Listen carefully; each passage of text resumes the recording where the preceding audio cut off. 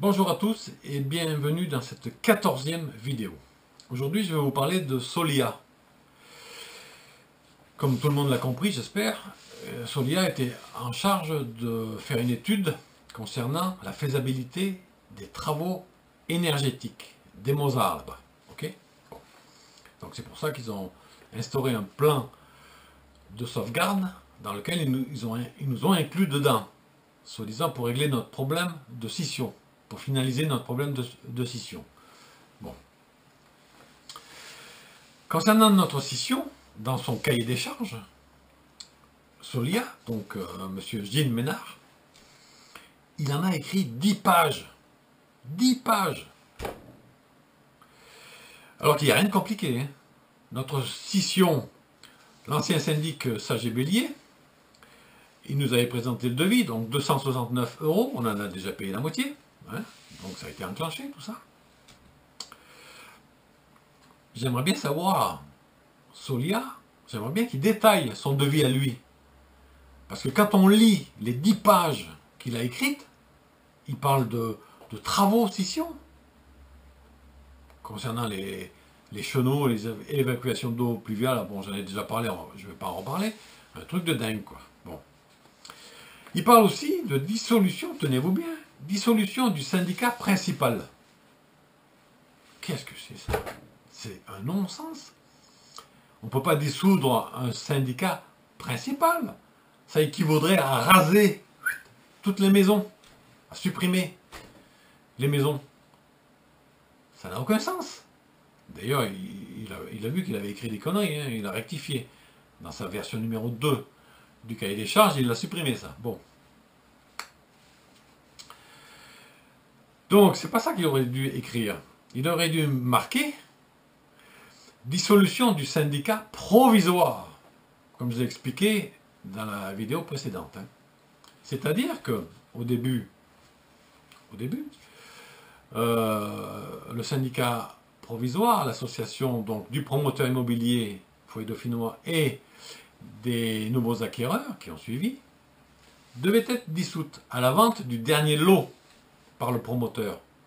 Ok? Et il devait rester donc le syndicat principal qui avait comme statut de gestion libre, l'ASL.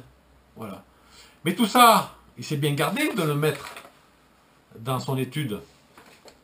Pourquoi?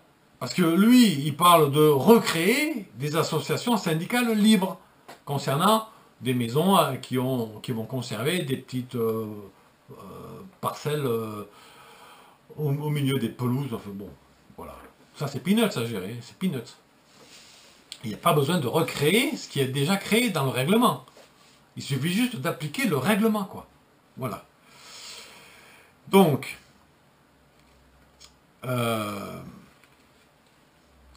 j'ai pris des notes parce que pour pas perdre le fil. Donc, ils compliquent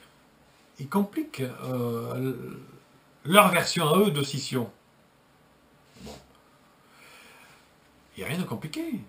Nous, on paye des taxes foncières par rapport à une surface occupée et un volume. Ok?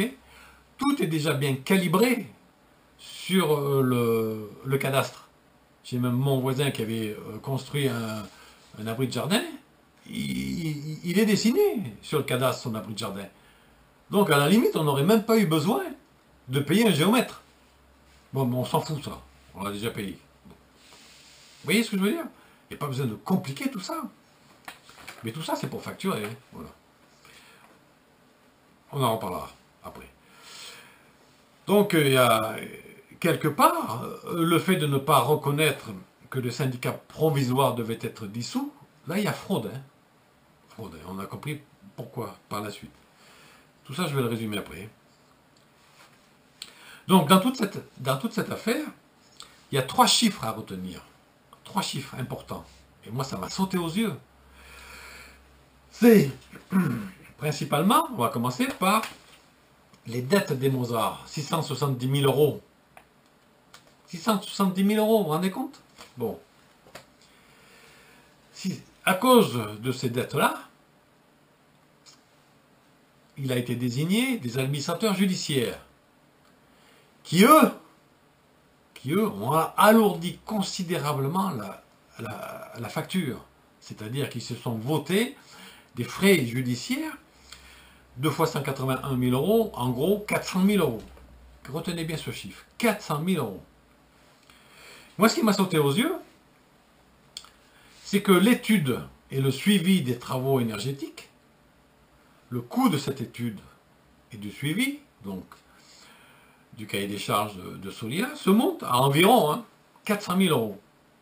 Quand j'ai vu ces deux montants, là, 400 000 euros d'un côté, 400 000 euros de l'autre, j'ai dit c'est quand même bizarre, quoi. Hein.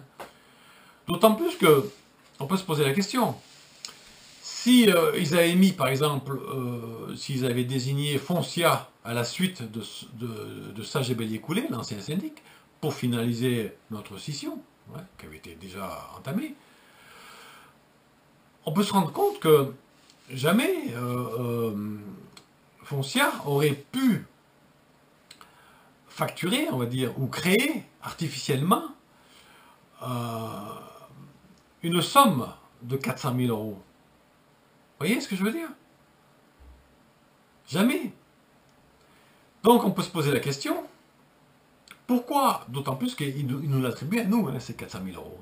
Parce que quand on divise 400 000 euros de frais judiciaires par 269 copropriétaires, qui représentent l'ensemble, Mozart plus 142, on tombe à 1500 euros par copropriétaire. Vous voyez? C'est dans l'hypothèse où on accepte de payer les frais judiciaires, on n'aurait que 1500 euros à payer, et pas 4000 euros. Bon. Quand on reprend le listing des 142 uniquement, on enlève 4000 euros à tous. Il n'y en a qu'un qui ressort. Voilà. C'est M. Aslanta. Je ne dis pas ça pour le montrer du doigt. Voilà, pas du tout. Parce que il ressort 2000 euros de différence. Vous voyez? Ces 2000 euros de différence, ça voudrait dire que M. Aslanta, c'était le seul à ne pas s'être mis à jour en 2016 pour la scission. Vous comprenez ce que je veux dire? Bon. Il a eu raison de ne pas les payer ces 2000 euros. On aurait dû faire pareil. Comme lui, pareil. Et d'ailleurs, M. Grasso, qui n'a jamais rien payé, lui, il a raison. Il a gagné son procès. Il n'apparaît pas dans la liste. Là. Il apparaît habitant de Finois à la place de M. Grasso. Bon, je l'ai déjà expliqué, ça, je ne vais pas revenir dessus. Donc tout ça, ça montre bien qu'il y a eu une succession de magouilles qu'ils ont planquées sous le tapis. Et moi, je suis allé voir sous le tapis ce qu'il y avait.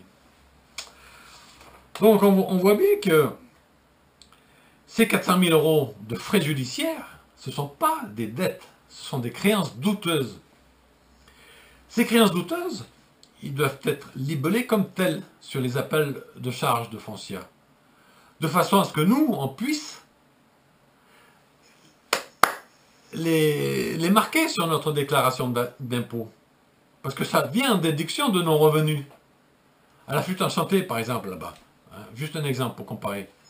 Il y a 3 ou 4 des gros mauvais payeurs. Il y en a une qui doit plus de 60 000 euros de dette. Bon. Tout ça, ça a généré, bien évidemment, des frais judiciaires. Ces frais judiciaires sont libellés dans les appels de charges de Foncia, créances douteuses. Ok? Moi, ces créances douteuses-là, je les ai déduits de mes revenus. C'est normal. Je ne suis pas responsable de ça. Vous voyez? Bon. Donc ça doit être pareil, nous concernant nous ici, là, sur notre copropriété de la planète Canal, les copropriétés de la planète Canal. Ça devrait être libellé de la même manière, de façon à ce qu'on puisse les soustraire de nos revenus. Alors là, je m'adresse à Foncia, je vais poser la question. Il devrait au moins établir une facture, qu'on puisse le présenter à aux impôts, ça. Oui, ben non. Là, déjà, il y a un truc qui n'est pas clair. Bon.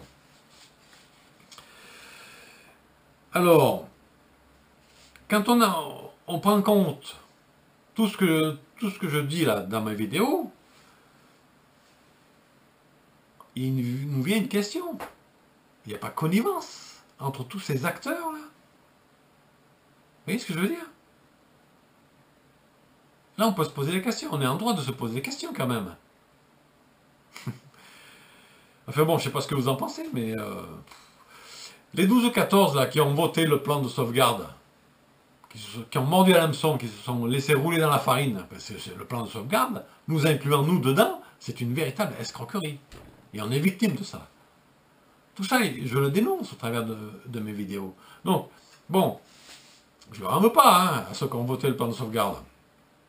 C'est humain de se tromper. Vous voyez? Parce qu'on n'a pas tous les éléments que je décris dans mes 14 vidéos pour l'instant. C'est difficile, vous voyez, de comprendre tout ça. C'est complexe, hein. Je l'avoue, même moi, des fois, je m'y perds. Alors, j'essaye d'être ordonné, vidéo par vidéo, pour dénoncer tout ça. Voilà. Après, je ferai un petit résumé. Hein. Donc, voilà. Oh, j'en suis déjà à 10 minutes. Je vais continuer dans mes prochaines vidéos à faire le résumé de tout ça. Vous verrez, c'est pas mal. Bon, là, j'espère que j'ai rien oublié. Voilà. Oui. Quand je parle de M. Aslanta, qui était redevable de 2000 €, c'est comme quand je parle de ceux comme des responsables des 670 000 € de dette, hein, des Mozart. C'est pas, je dis pas ça pour les montrer du doigt, pour stigmatiser ces gens-là. Pas du tout. Parce que notre affaire, là, c'est une affaire qui est devenue une affaire politique. Quand on s'en réfère au livre de Charles Prat, c'est un ancien magistrat qui a écrit 2 tomes,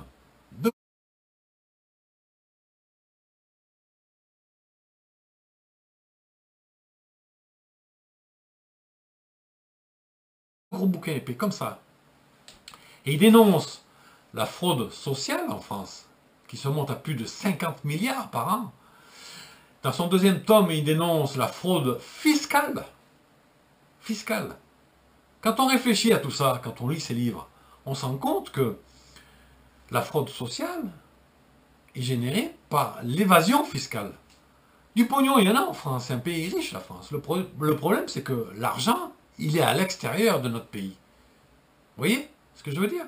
Donc, j'essaye pas de culpabiliser telle ou telle personne, de stigmatiser telle ou telle personne. Non. Non. Parce que les responsables des 670 000 € de dette, ils sont responsables, mais pas forcément coupables. Vous voyez ce que je veux dire?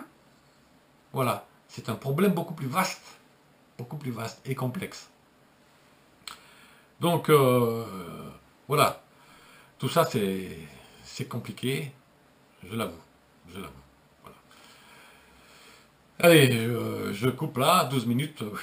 Allez, je vous en parlerai plus dans le détail du résumé dans la prochaine vidéo. Allez, ciao, à plus.